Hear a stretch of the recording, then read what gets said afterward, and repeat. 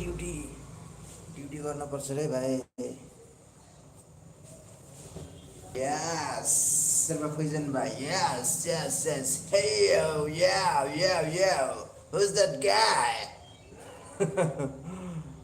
Magnat Official.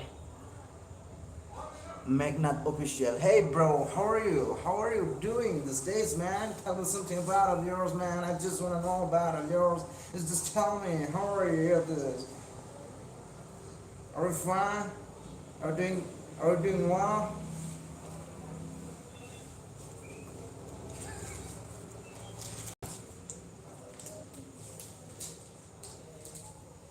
Are you doing well at this time?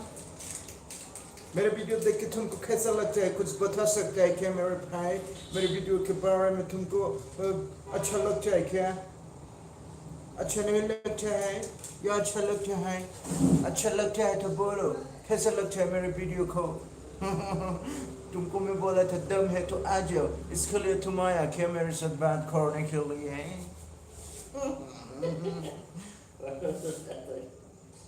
तुम लोग जब इधर आते हैं तो मेरे को भी थोड़ा सा अच्छा लगता है मैं मान लिया कि तुम्हारे पास अभी थोड़ा दम है यहाँ पर आने के लिए है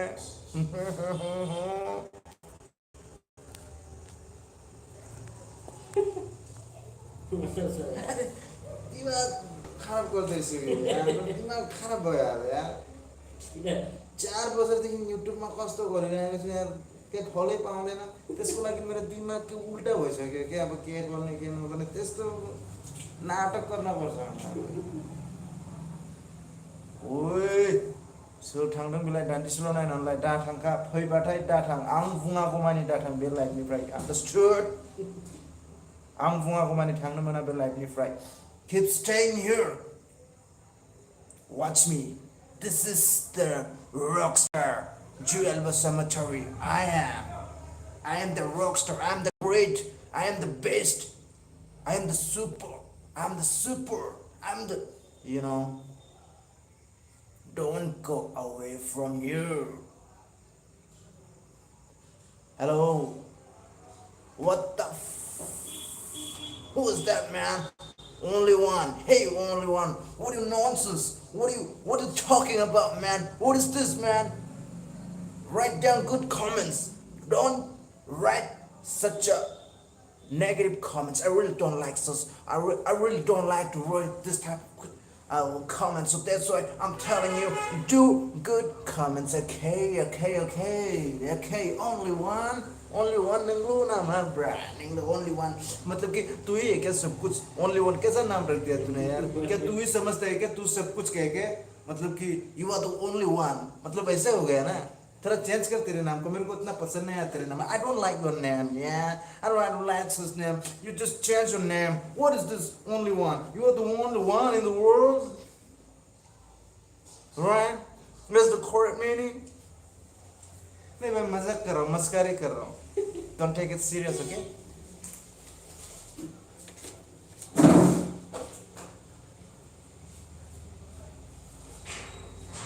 आजा अगर कोई चुपचाप देख रहे है ना ये कमेंट कर साले कोई अगर चुपचाप देख रही हो ना कमेंट कर कमेंट कुतरिया कमेंट कर इधर तेरे कमेंट देखने के लिए हूँ मैं इधर कमेंट खालाम दे फंबाय दे बाबू दे सोरबाफोर नायदोंबा नानिमोन आबौमोन मादैमोन बाजैमोन do comment right now subscribe खालाम आंनि चैनल को एक मिनट है ये पहले मतलब घिसाड़ता हूँ अंदर इसके बाद में पॉइंट पे आता हूँ क्या कौन कुतरिया ने इस लाइफ पे थोड़े देर आके किसी ने चले गए तो ना वापस माँ कसम किसी ने अगर चले गए ना इस लाइफ से लाइफ में आकर चले गए ना बता रहा हूँ तेरे को अभी तो बता रहा हूँ बराबर देख ये लाइफ कमेंट कर साले, कमेंट कर। कौन देख रहा है मेरे वीडियो को चुप चुप करके, मेरे लाइफ को? कौन? ओनली वन। तू बार बार सारे नेगेटिव कमेंट ही करता रहेगा ना, तेरा थिंकिंग ही नेगेटिव होगा ना। तो मतलब नेगेटिविटी है तेरे दिमाग में भड़ेले होगा ना, इसकी वजह से तू ऐसा नेगेटिव कमेंट किया मेरे बेटा। I am right. तू जाके वो सब चीज करे ना, मैं मेरे को क्यों बोलते हैं? I don't want to do like this, man. I just want to stay distance from those things. I really don't like to do that. Oh, shit. We're talking about the shaking, locking, walking, lucky. That's thing. I really don't like this, you know. Oh, who's that guy? Magnet official. Ha ha ha. You're laughing me, right? By watching me, you're laughing, right? But you really by bro, really. मोजां मोनाखै नामा आं रायलायनायखौ स्टाइलखौ? माबायदि रायलायनांगौ? आं नम्र रायलायनांगौ नामा? जेनेबा नम्र रायलायबाबो नोंसोर आंखौहाय जेबो रेसपेक्टखौनो खालामा। एज ए प्रिन्सिपालफोर बायदि रायलायब्लाबो नोंसोर आंखौ एसेबो रेसपेक्टखौनो खालामा। ओंखायनो एसे नङा होमबा, एसे मजाक मस्करी तो होना चाहिए जिंदगी में, नंगौना नङा भाई? सब समय यार नम्र सिम्पल जानांगौ भाई एसे समाव, नङा होमबा? नंगौना नङा? कमेन्ट खालाम। लोगोफोर, फ्रेन्ड्स, लोगोफोरसोलै, लोगो होननानै सानजोबो आं बयखौबो, खोनाबाय? आंनि लोगोफोरसो, आंनि गोरबोनि बिख्लोनि। प्रमोशन जाबाय आं, नै सुपारभाइजार मोनबाय लोगोफोर। स्टारखौ नुदोंना? एसे रेसपेक्ट खालामनानै कमेन्ट्स खालामदे, एसे मोजां खालामदे कमेन्ट्सफोरखौ, अके? Oh, who's that guy, man? Oh, Daimary. Hey, दैमारि, इंलिशनि बुं, बड'खौ बारा बुजिले? ओके।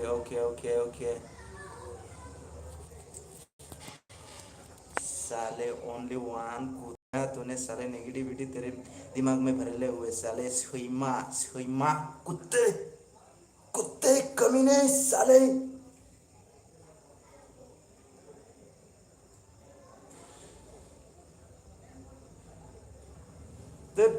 आलु बस्ता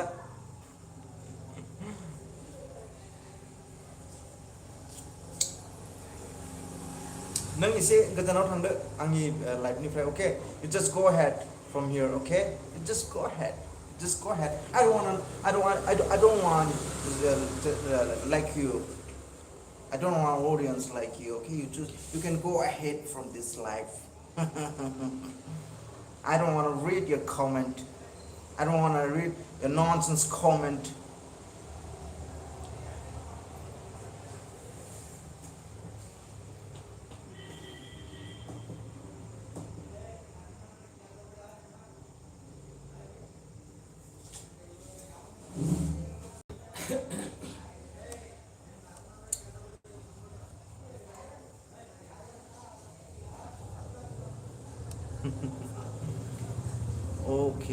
Okay, ada sampuran ada एसे खोन्थाहरलाय प्लिज। आं लावखारसोमोनलै, मैसो गुमग्रासोमोन आं। तेरि कारेन्ट थांबाय। दाथां दे, रावबो दाथां, don't go from this life, please। टस सुनानैबाबो सालायगोन लाइटखौ। लाइट लगाना एक्शन को लगी यार। यहाँ मेरा साथी और मलाई अब रिचार्ज सा एक्शन को लगी अब lights. Yes, I'm back guys, I'm back। आं मैसो लावखारसोमोनलै, मैसो गुमग्रासोमोन आं। मैसो फुङाव हाग्राबारियावहाय मैसो गुमलाबायग्रासोमोन आं। फरायनाय मानसि नङा आं। क्लास 10 फेलसो आं, class 10 fail.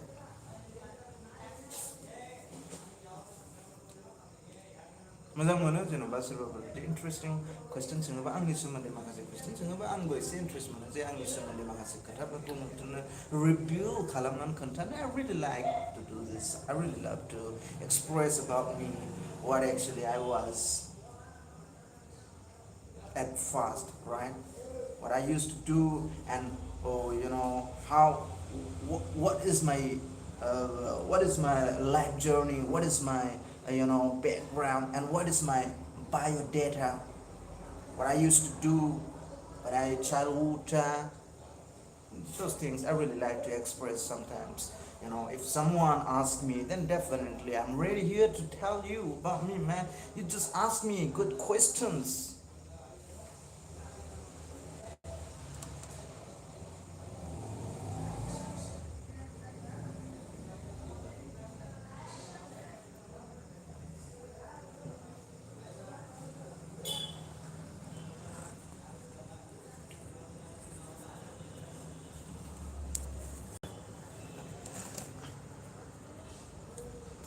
Hello, G. Bodo. Hey, hello. How are you? How are you? How are you, G. Bodo? How are you? Yeah, yeah. Please tell me how are you first of all, and tell me from where are you? This live you're watching. You're watching this live.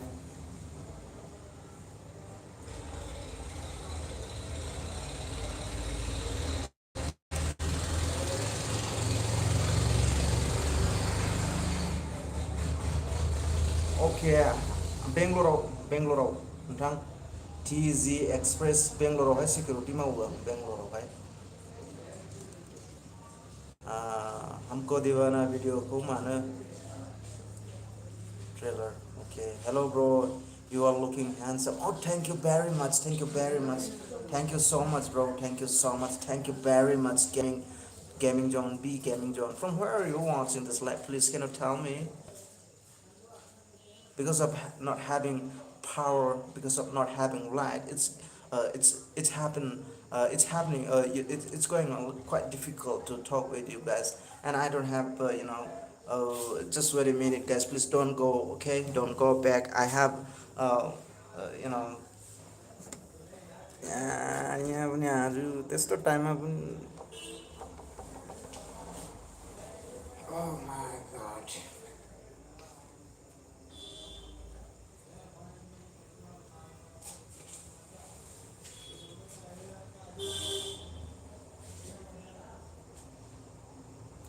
Thank you so much.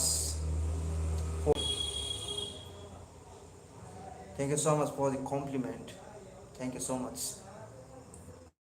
Thank you so much. And hello. Who's that guy? Who's the guy? Hello. अबे साले तू बार बार comment क्यों कर रहा है बे? ओनली वन. ज़्यादा नेगेटिविटी दिमाग में घुसेड़ के नहीं लेने का. समझ में आ रहा है?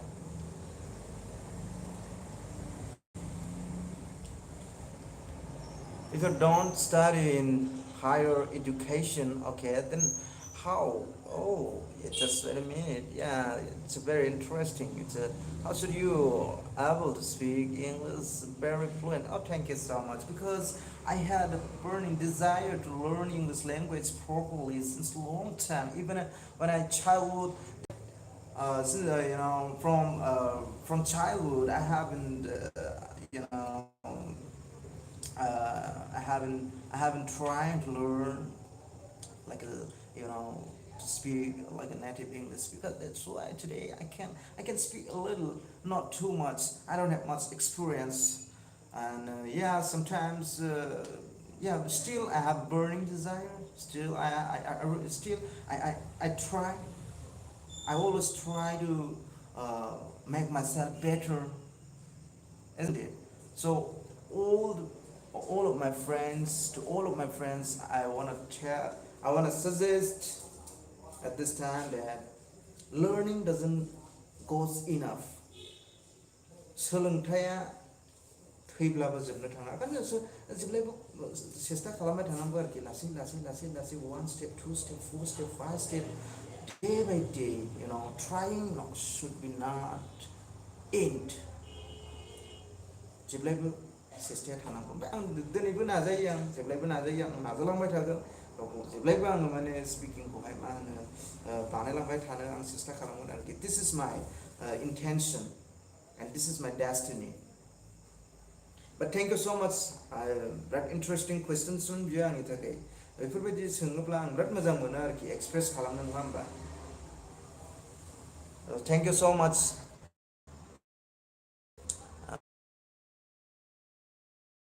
नोंथाङा लिरदों नोंथाङाबो मोजांखौनो रायलायो इंलिसखौ ओमफ्राय बुजियो थेंक्स स' माच के बर'नि सोरां औ थेंक इउ स' माच ब्र' एन्ड नेक्स्ट कमेन्ट अके नोंखौ आंनाव सोर दालायफोरा नोंखौ आंनाव लंथंसो नुदोंलै भाइ अके सोरमोनलाय नों भारत बसुमतारी माला आंखौ लंथं नुलायखोरा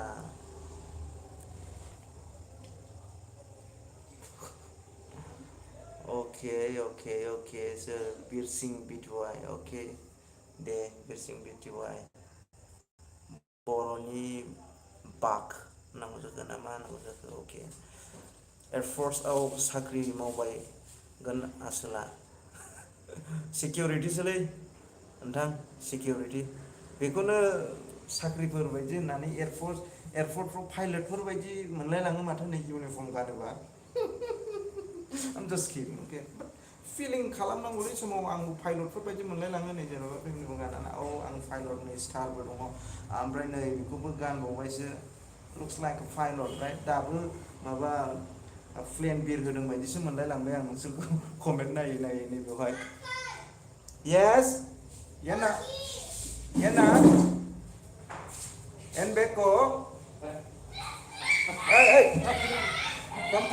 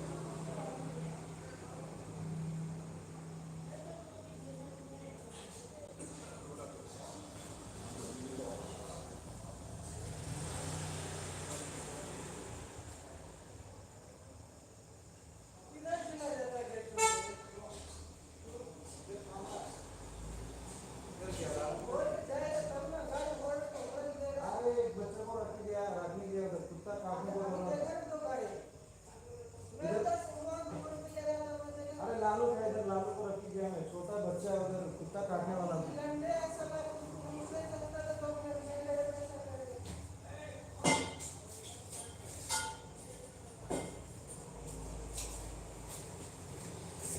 guys, I'm really sorry guys.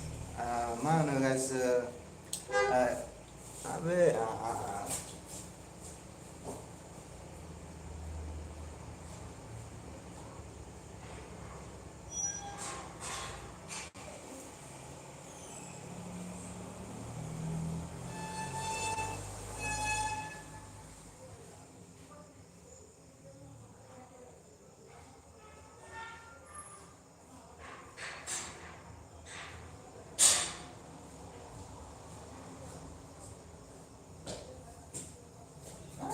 फाग्लालै बे सासे खामानि मावग्रायाबो खामानिखौनो माबायदि बिराद खोमसि जाबायना लोगोफोरनि दा माने घटनाया ओरैबायदि जादों आरोखि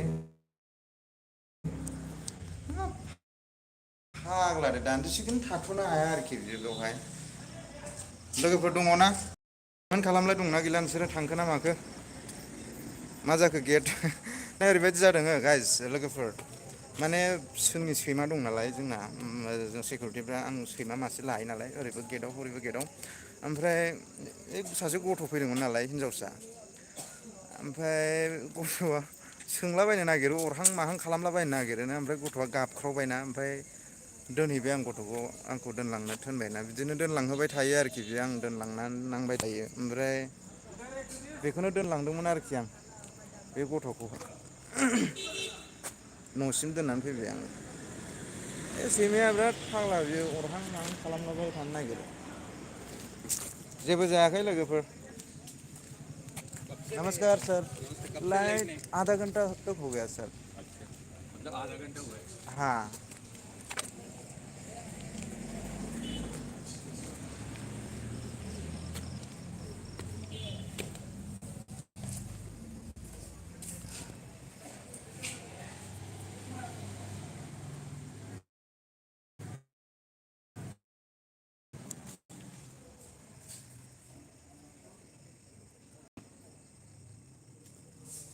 इतना ही है ना सर 66 अच्छा अच्छा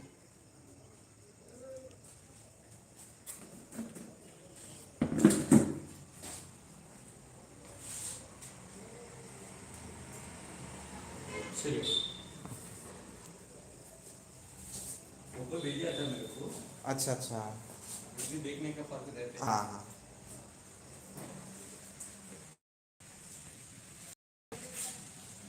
नैबेखौ नायफैदों लोगोफोर मा होनो नैबेखौ दिनैसो बानायफैदों नालाय बेखौहाय बे बिल्ला बे बुकिं जाजोबनाय आरोखि बे बुकिं जाजोबनाय माने बुकिंआनो जाजोब्बाय खिन्थु थाया आरो 10 गरसोल' दङ बेवहाय दा मानसिफ्रा ओमफ्राय बेवहाय 66 बिल्ला दं आरोखि okay why you are removed okay diamond trailer because I don't want to talk too much on this bro please if you don't mind still now if you're asking if you're excited to know about on this because it was little bit it was kind of it was kind of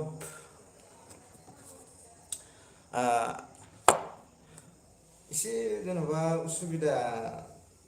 एसे उसुबिदा जानायखाय माबादोंलै आं remove खालामफिनबाय आरोखि ना आं update होआखिसै बे जिनिसखौहाय एसे जेनेबा ना मावफ्लांबाय जेनेबा शुटिं खालामफ्लांबाय बेफोरबायदि मानसि नालाय ना मानसिनावथ' मिस्टेक जाखायो जेब्लायबो मानसियाथ' भुल भुलजोंनो भुल जायो आरोना मानसि हिसाबै थ' बुजिदो आरोखि ना एसे जेनेबा भिडिअआ एसे डार्टि टाइपमोन नालाय ओमफ्राय आं रिमुभ खालामबाय आरो थेंक इउ नायनि थाखाय ओमफ्राय जुदि भिडिअआ हामजाथाव नङाब्ला आइ एम सरि लोगोफोर हा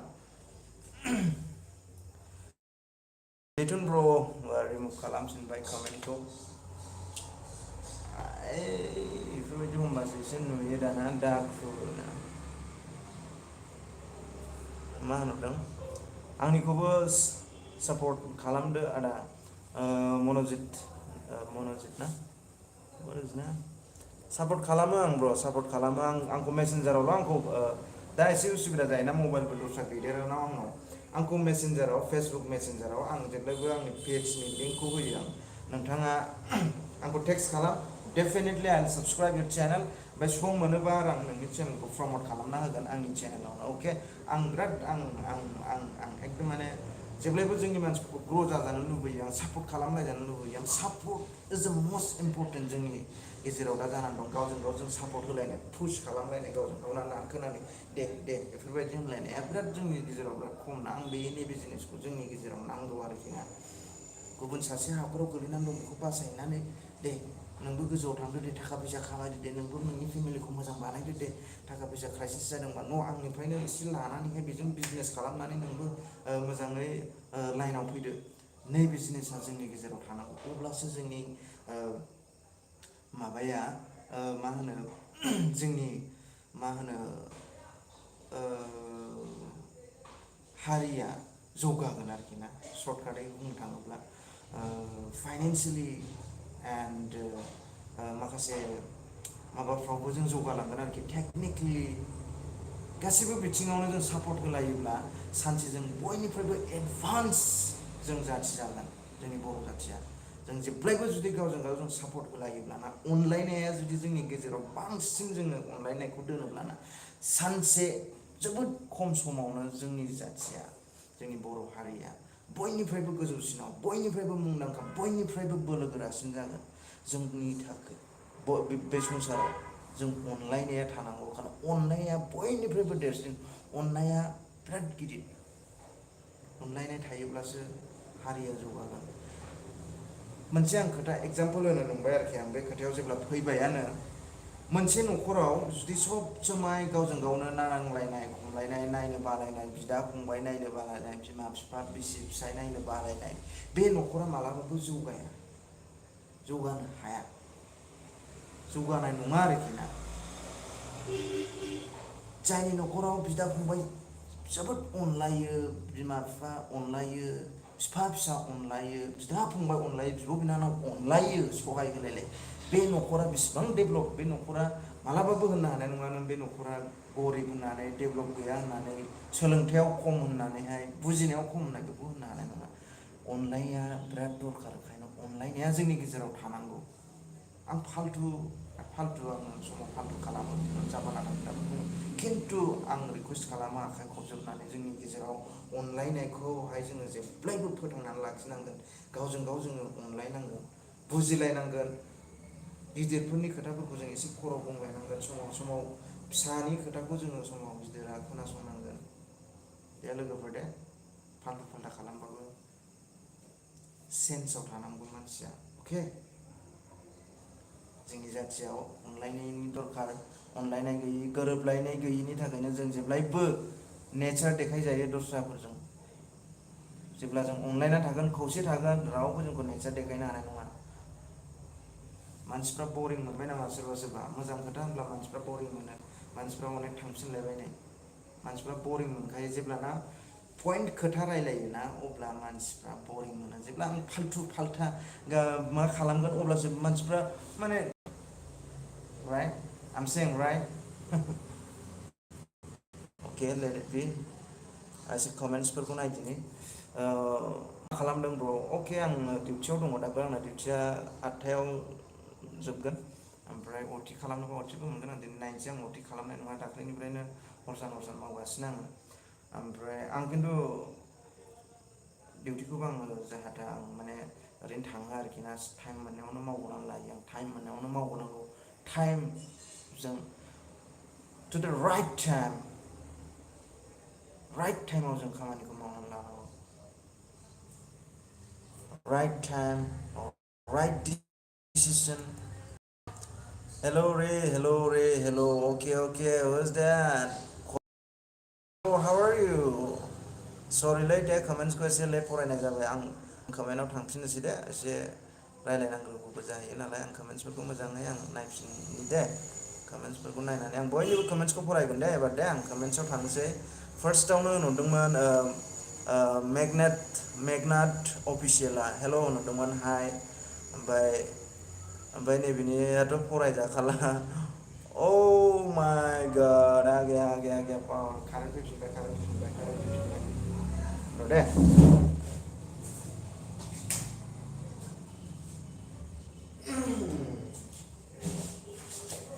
कमेन्ट्सखौ होनदोंना आं कमेन्ट्सखौ एसे फरायनोदो लोगोफोर दे एसे धोर्ज हमनानै था दे माबानि कमेन्टआथ' दे जाहैबाय दे जंखायनायनियाव लाबाय आं अनलि वाननि कमेन्टआ ओमफ्राय बिदि भिडिअ खालामो अके मा सोर बे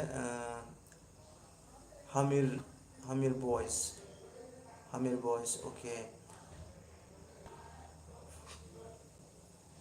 अके ससमाखौ खुनांगौमोन आरोखि ना मेगनेट अफिसियेल अके दे गानगासिनो दे आं दा खुगोन दे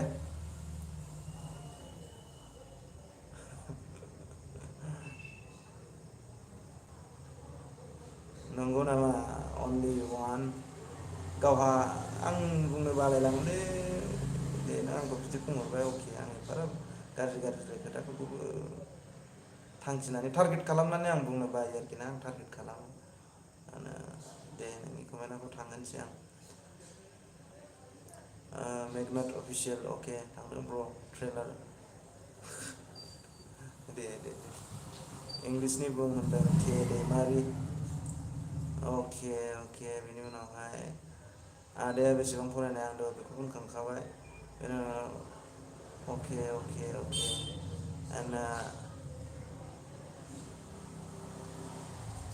ओके बर'नि सोरां सचिन उधर वो साइड पे होगा शायद सेकंड गेट में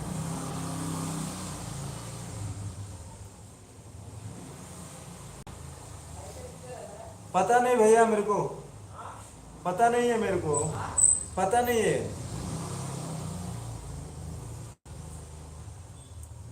ओमफ्राय hey bro how have you been okay Amit Brahma yeah it's quite good yeah and what to say yeah, I'm doing great I'm doing quite well and it's such a nice day out there thank you so much for asking bro and hello bro you are looking handsome thank you so much for the Demon trailer हमको दीवाना okay and wishing before only hello you only one is covered to check okay okay Bodo Air Force okay and hello bro and dance Mari Kosai security dance Mari to pilot bayi and okay Unsula Narzari comment खालामदों बरगयारि डेन्जारलै ब्र होनदों बरगयारिया ओमफ्राय TG Express security dance Mari live अके दा मारिगोन दे र' दे मा खबर आदा ओंखाम जाबायना जायाखै आं दा दानसे उनाव जागोन के दैमारि अके होनदों अके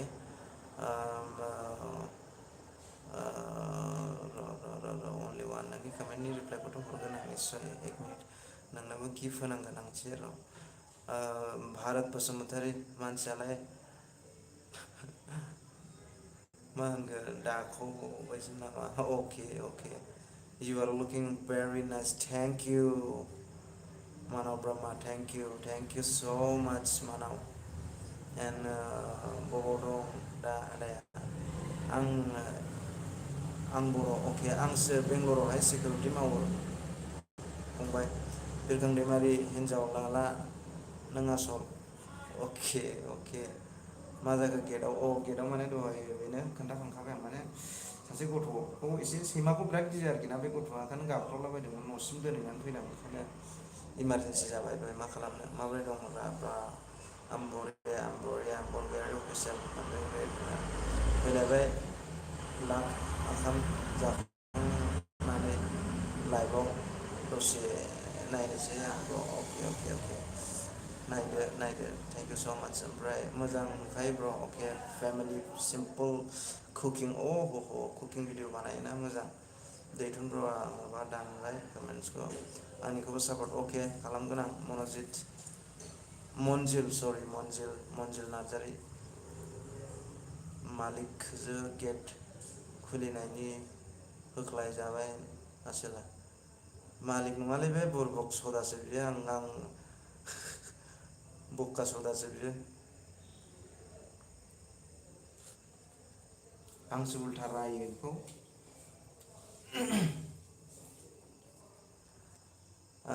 thanks you Ada your handsome body you doesn't deserve security force. Very interesting you are handsome body and you don't but माखासे खोथा थायो फंबायना माखासे खोथा थायो बेखौनो मावबाय आं डिजार्भ खालामनाय खालामि माथो खामानियालाय आंखौ लिङो आरोखि ना 18 20 30,000 गाहामसिम दाख्लैफोर अफार होदोंमोन खिन्थु माखासे खोथानि थाखाय दङ आरोखि आं बावहाय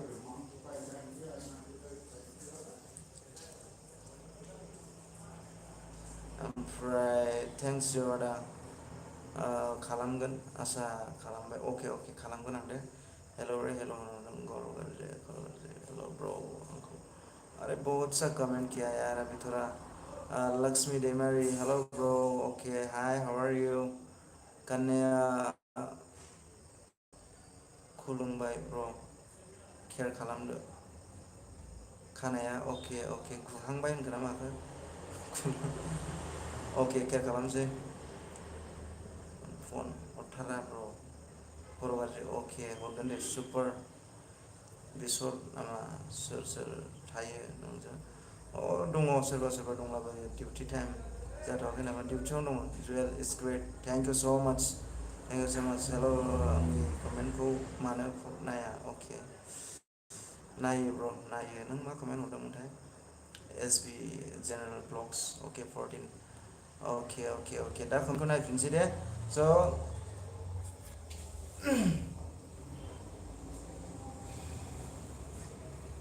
आं रायनोबो बालायलाङोलै रायजाथाव खामानि मावबायमोन जे आंजों खिन्थु गिलायलाङोबोलै आं मालायफोर गोदाव सोराव टारगेट खालामनानै रायनो नङा होमबा जों जाबाय सेलेब्रिटि मानसि एफाराब सेलेब्रिटि एफाराब मा होनो फेमास मानसि ओमफ्राय टारगेट खालामनानै जोंफोरखौ जलाबायनानै माबा माबि खालामो एथ' बिदि लिरना हरो दे लिरदों बेसेबां गाज्रि लिरो नोङो अनलि वान स' आं गियोलै नोंथांखौ दे आम सरिलै दे नोंखौ माबा होनफ्लांबायबा अके आम रियेलि सरि अके नोंनो इउ आर दा ग्रेट अके बेनो आरोखि ना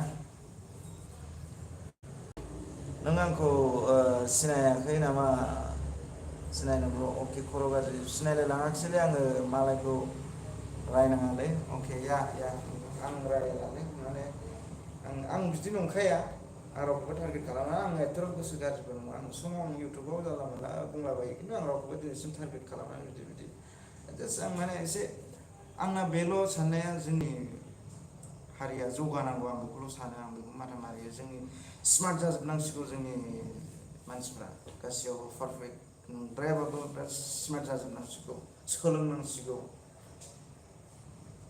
आंनि बेखौसो आरोखि ना बेखौसो बुंनो लुबैयो फाल्थु खालामो आङो फाल्थुआलाय बयबो एफा एनैया नङा होमबा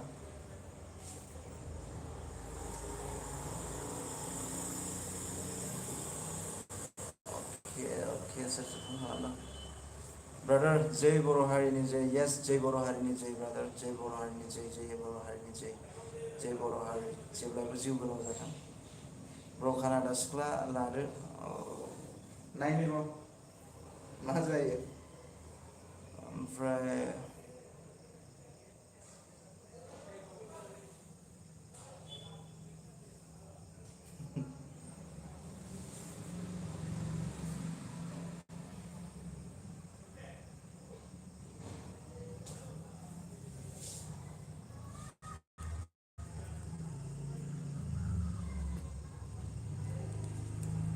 तेरे बिन मैं यूं कैसे जीऊं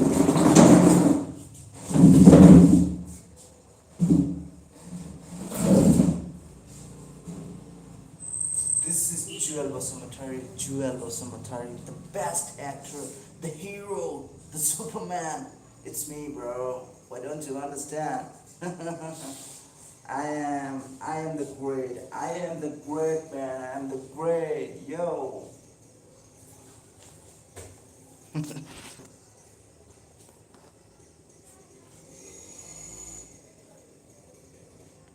ये तेरा This is for you.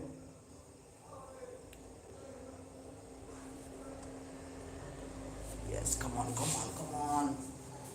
ऐसे मज़ा आता है यार जब ऐसे कमेंट्स आते हैं तो लोगों का बहुत सारा कमेंट्स आ रहा है आज फर्स्ट टाइम ऐसे कमेंट्स मेरे को देख के बहुत ही अच्छा लगा कोई चुप चुप के देख रहा है तो कमेंट कर मेरे बेटा कमेंट करो यार भाई से बात करने में क्या शर्माते है क्या तुम लोगों को Are you feeling excited to talk with me?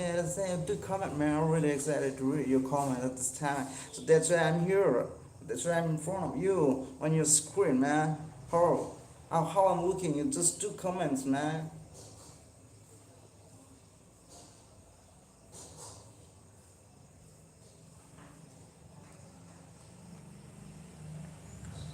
Oh, super, man.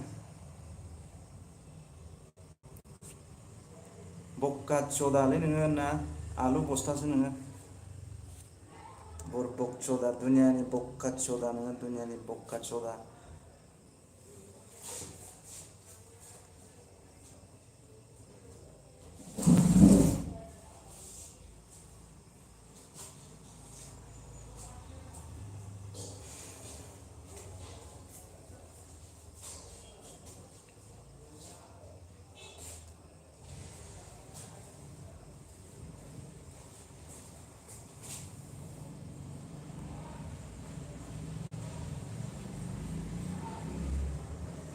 Yes, bro, yes. दिनैसो आंखौहाय माने प्रमोशन मैया प्रमोशन जादों आरोखि आं ना दिनैहाय ओमफ्राय आंनि सिगांनि जे सुपारभाइजारमोन नालाय बियो आंखौ गानहोलांबाय गावनि आखाइजोंनो you are deserve for it होननानैहाय आंखौहाय नङा होमबा बेखौहाय गावनि आखाइजोंनो गानहोबाय ओमफ्राय आंखौहाय बे रेसपन्सिबिलिटिखौ होबाय आरोखि ना बे सिगांनि जे सुपारभाइजारमोन आरोखि ना आं थांनोसै आं नोंनो बे रेसपन्सिबिलिटिखौ होलांनोसै मावदो मोजाङै होननानै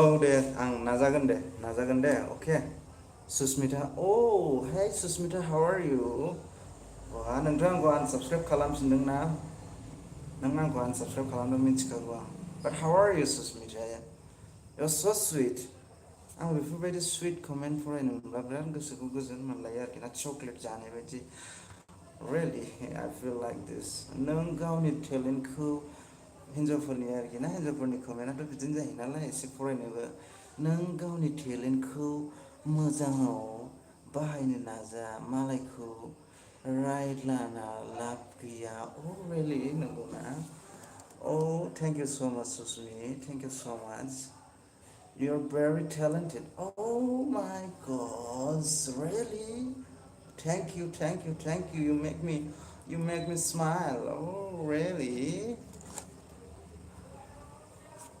Boria bro okay DB2 Boria and who's that guy Russia war out flight सलायहैनानैहाय ससमा पाइलटसो नामा आदाया oh सेकिउरिटिसोलै right बेफोरबायदि नुयो आरोखि सेकिउरिटिखौ मोजां जेनेबा एसे ड्रेसिंफ्रा मोजां एसे फिट गानोब्लानो नङा होमबा स्टार दाल लागायनानै एसे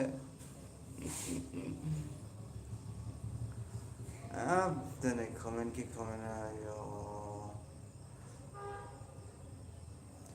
मानसिखौ अके मानसिखौनो गे बायदिसो नुबाय आं अके मा होनबावनोब्रा दारि हजाजोब्बायना ओंखायनो एसे चिकना नुनायखाय गे बायदि नुदों आरोखि ना जेनेबा गे जानायाबोथ' जेबो नङाना गेफ्राबो दे अरजाया दे गे नुनायखौनो होनहरबाय जाबाय दे जेनेबा मा होनो दे अरजाला गे बायदिखौ नुथोंसै मानो होननानै बुंबावनो इसोर सोरजिहरबाय जेखन बिदिनो उजिबाय माथो खालामबावनो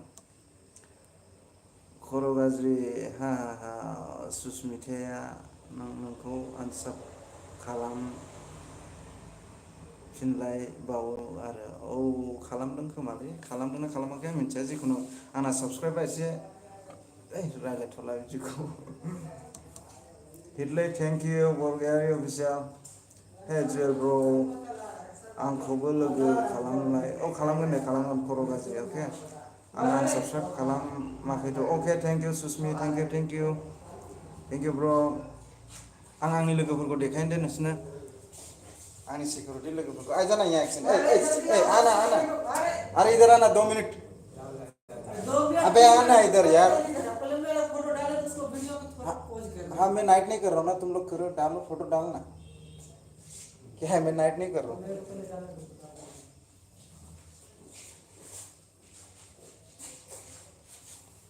मैं दोस्तों को दिखाना चाहता हूँ यार ऐसे ऐसे चलो फोटो डाला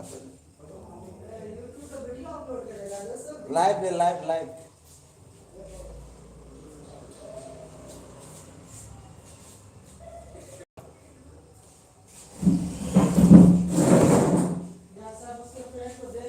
अब यार सचिन